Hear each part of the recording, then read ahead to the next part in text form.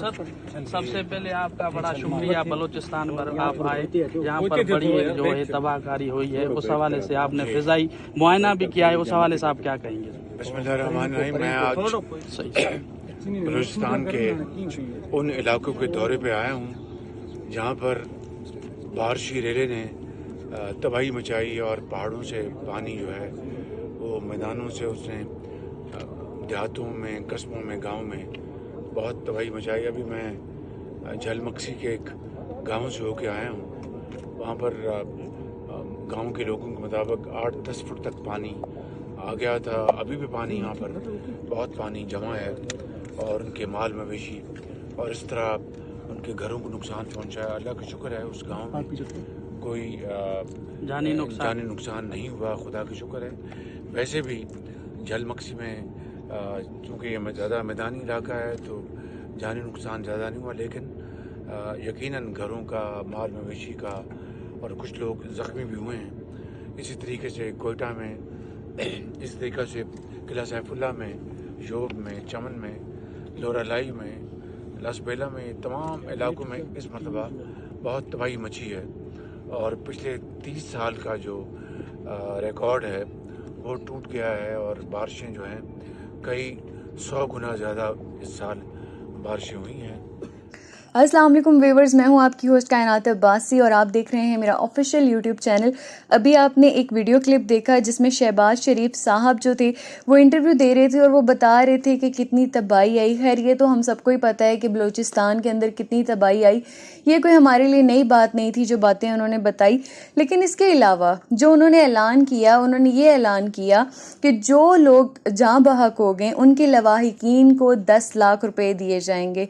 अब अगर उन्हें 10 लाख दे भी दिए जाएं तो क्या उनके अजीज, उनके चाहने वाले वापस आ जाएंगे? लोगों का भी यही कहना है।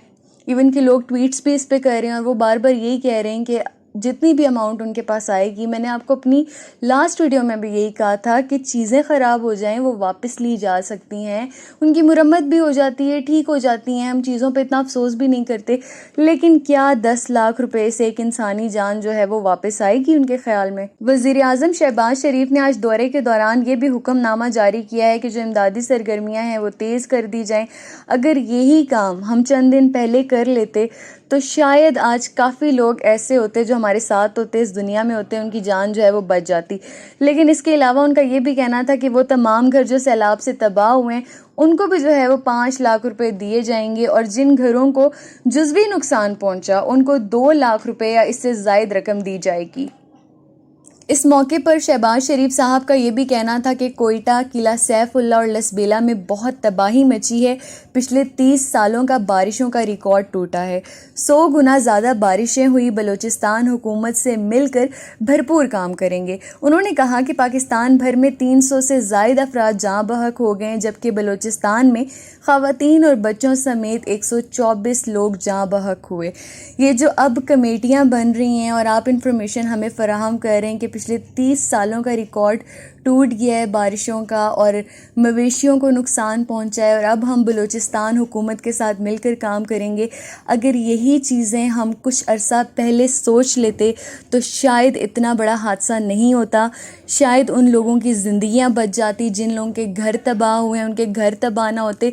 इतना बड़ा नुकसान है, जानी नुकसान से बढ़ के तो कोई बात ही नहीं है। चीज़ें भी बना लेते हैं आप, तो कैसे हम उस चीज़ को पूरा करेंगे? और पिछले साल भी जो है वो E11 के अंदर ये इंसिडेंट हुआ।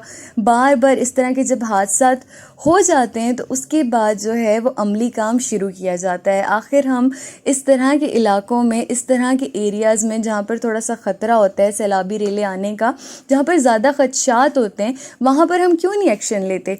ये एक बहुत बड़ा क्वेश्चन मार्क मैं आप सब के लिए छोड़ के जा रही हूँ और आपने भी मुझे कमेंट्स में जो है वो अपनी राय ज़रूर देनी है। तब तक के लिए मुझे दीजिए इजाज़त। अल्लाह हाफ़िज़।